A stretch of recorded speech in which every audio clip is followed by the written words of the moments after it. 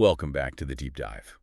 We are tearing through your source material today on a topic that, might sound deceptively simple: Google reviews for local businesses. Right. But trust us, the deeper you look into this algorithm, the more complex it gets. I want to start by asking you, the listener, a pretty fundamental question. Are all five-star ratings created equal? Hmm.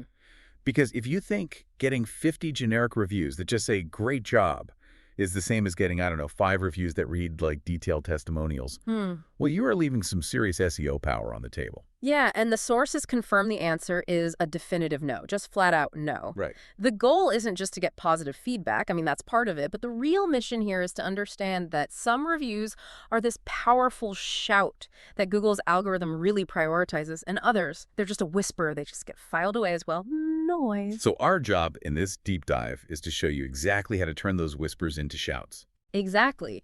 Turning every single positive customer experience you generate into an absolute SEO asset. We're really focusing on this concept of the force multiplier effect. A force multiplier. Okay. Think of it this way. A generic one-word review Is helpful, sure. It's a single kind of weak signal. But when you combine that positive star rating with descriptive content, with geographic relevance, with proof-like photos, and high reviewer credibility, those signals don't just add up. They compound. They compound. They become this exponential SEO fuel for Google's local ranking machine. It just makes the business far more relevant and ultimately more visible. And central to this whole discussion is this one group of really influential users, Google's local guides. These are the platform's power users, and their opinion carries some serious algorithmic weight. Understanding how to earn their trust. Or at least how to design your review process to mimic the quality they provide. Exactly. That's what fundamentally changes a business's local search ranking and its visibility. Okay, let's just jump right into the showdown, because the common mistake businesses make is prioritizing volume over content.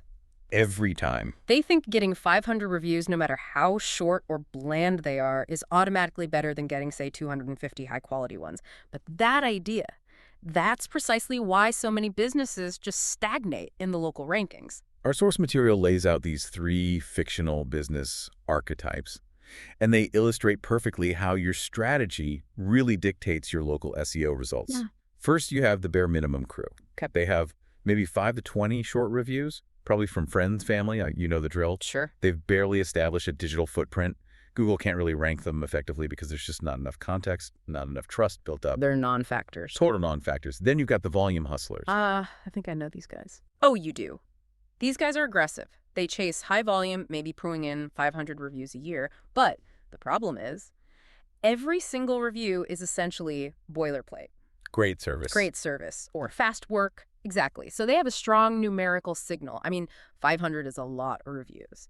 But the content is paper thin. It's really weak SEO fuel. So Google sees the number, but has no idea what happened. Precisely. Google sees the volume, but it can't contextualize what services were provided, where they were provided, or, what the outcome was. They're loud, but they're just generic. And finally, that brings us to the SEO snipers. Yes. They focus ruthlessly on quality. They might only get 250 reviews in that same year, so half the volume of the hustlers. Yeah. But they target detailed contextual feedback. Each review is like a mini case study. Right. So review number 47 isn't just good job. It says, fixed our broken HVAC system in under 2 hours in our home near Peachtree City, Georgia.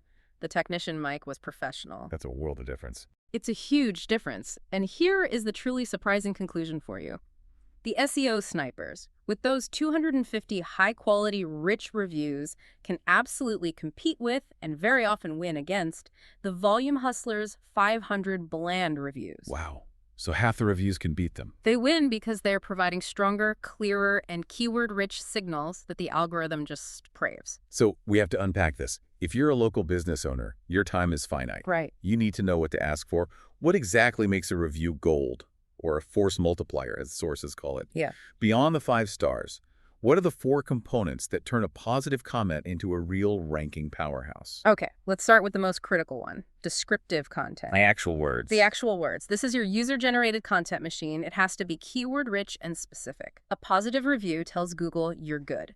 A descriptive review tells Google what you're good at. That's the key. That's the key. If you're a plumber, you want customers mentioning things like leak detection or hot water heater replacement or drain cleaning. This is how the algorithm learns to connect your business profile to specific search queries. So if a review just says, "My car runs great now," that's a whisper. Total whisper. But if it says, "They replaced my worn brake pads on my 2018 Ford F-150 in the downtown area," that is a shout. That's a huge shout because it contains model-specific keywords and service details, precisely. And that leads us directly into the second component, which is geographic relevance. Okay. We often forget that Google Maps is, inherently a spatial product. It's about location. So when a customer explicitly mentions their location, "They came out to my house in Peachtree City," or "This is the best sandwich shop near the convention center," They're doing the work for you. they are using their own effort to map your service area for you. It's incredible. That is incredibly efficient. You're leveraging the customer's own context to reinforce your local footprint. It tells Google not just that you serve an area, but that actual customers in that specific area got your service. It solidifies your relevance in those hyper-local microsearches.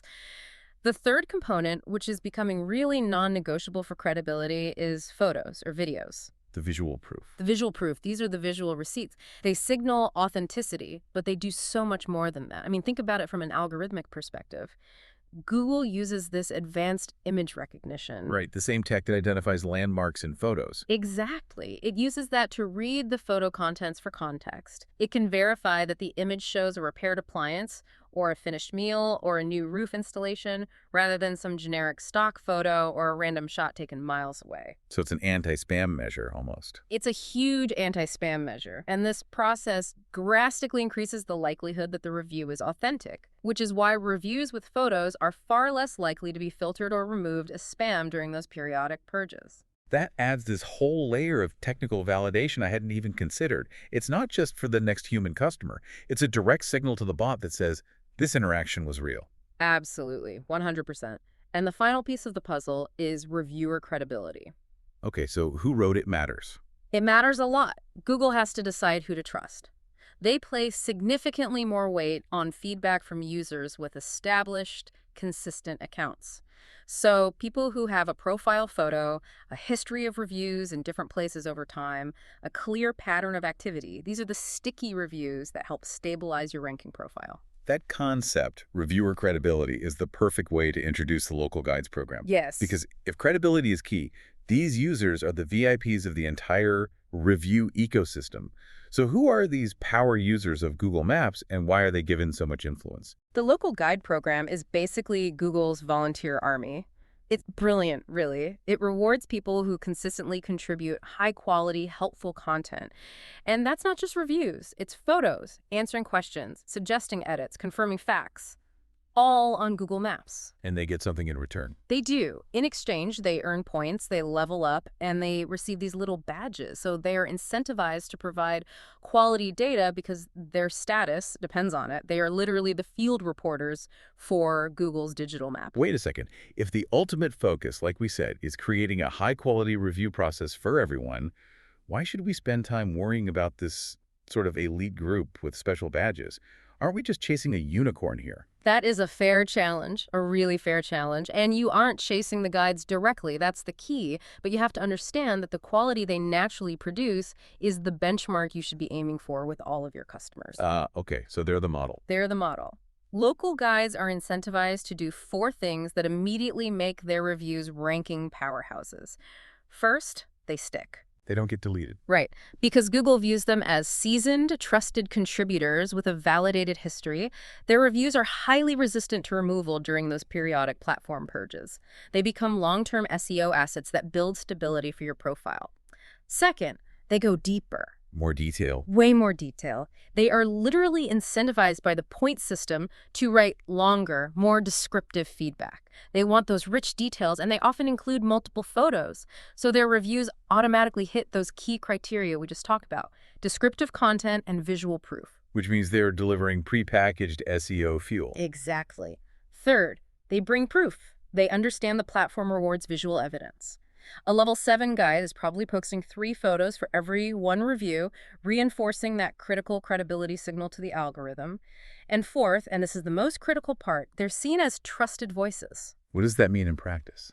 It means their contributions feed directly into Google's machine learning models.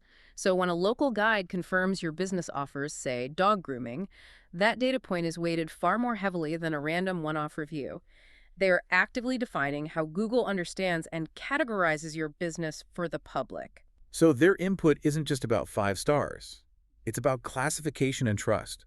Yeah. They are literally helping the AI learn what your business is. Precisely. They are defining reality within the Google ecosystem. It's that powerful. Okay, so if we accept that high-quality, local guide-level reviews are the goal, how do you operationalize this? I mean, how do you get your average non-local guide customer to provide that level of detail? This is where it gets really interesting, because the answer is pretty counterintuitive. You don't have to go on some special hunt. The core strategy is actually very simple. You focus on creating a customer experience and a review process that naturally attracts high-quality, detailed reviews from all customers. Raise the tide for all boats. Exactly. Local guides are already active, and they're looking for review-worthy experiences. If your process is excellent, detailed, and super easy, they will find you. And they will reward you with exactly the feedback you need. You're just raising the bar for everyone. So let's detail the 3 practical, non-pushy steps you can take to encourage this high-quality feedback. Step 1, ask at the right moment. Optimal timing. Yes, this leverages recency bias. It's a psychological principle. You want to catch them when they're still happy. You have to. The best time to request a review is immediately after the job is completed, the service is rendered, and the customer is demonstrably happy with the result. If you wait 48 hours, It's too late. it's way too late. The emotional connection to that positive experience has faded, and the chance of you getting a detailed review just plummets. You have to strike while the positive feelings are fresh. Okay, that makes sense. What's step 2? Step 2 is to make it incredibly easy. In other words, eliminate friction. Friction is the killer. Friction is the absolute enemy of action. Do not make the customer work. You must use direct links or QR codes they can scan at the point of service, or automated emails and texts that take them straight to the review window. No search required. Because if a customer has to go search for your business on Google and then click through to find the review button, The source material suggests you have likely lost them entirely. Speed and simplicity are king. okay, that's huge. And the 3rd step? And step 3 is the most sophisticated. It's to gently guide them with a prompt. Okay, so you're not writing it for them. No, you are not scripting the review. But you are planting a seed to encourage the specific details that Google rewards. And you frame it as helping future customers, which lowers their psychological resistance to being told what to do. Give us a couple examples of what this prompt sounds like across different industries. Okay, so for a home service professional, like a plumber, the prompt could be something like, "We'd love your feedback. It really helps new customers when you mention the specific service we provided, like the water heater repair and maybe the part of town you're located in." Simple, direct. I like it. Right. Or if you are a niche retail shop, you could say, "If you have a moment, mentioning the specific product you purchased or the employee who assisted you helps us keep our team recognized and our inventory clear for others." And for a restaurant where speed and ambiance are key, the prompt changes again. Yep. You might say something like, "We hope you enjoyed your meal." Mentioning your favorite dish or the overall atmosphere really helps other diners decide what to try next. The key is that the goal is always clear. You're trying to elicit the descriptive content and the geographic details that act as those force multipliers. That really is the ultimate takeaway for you, the listener, today. Every single 5-star review is a victory, but a detailed, specific, and photo-inclusive review that's a true force multiplier for your local search ranking. The goal is to nudge your happy customers to provide the descriptive, context-rich feedback that Google's algorithm already rewards. It's a shift in mindset. You stop passively collecting feedback and you start actively curating SEO assets. And if we connect this back to the bigger picture, the influence of local guides extends far beyond just star ratings and reviews. Oh, there's more. There's more. They are the power users who can actively shape a business's Google business profile by answering community questions in the Q&A section, often before the business owner even sees the question. Wow. They also use the powerful Suggest Edits feature, which can update your hours, your services, or even your location pin on the map. That's a lot of control for a volunteer. It is. So the final provocative thought for you to explore is this. You don't need to chase local guides with incentives, you really don't. But you should recognize them as potential secret allies or even accidental adversaries in the battle for local visibility. If your service is outstanding, their influence is an incredible asset. But if your service is poor, If it's poor, they can quickly and credibly document and share those shortcomings, making their visibility a double-edged sword that is very much worth keeping an eye on. absolutely. So go audit your current review strategy. Make the process brain dead easy and start asking for those descriptive, location-rich details. That's how you start winning the local SEO game. We'll see you next time on The Deep Dive.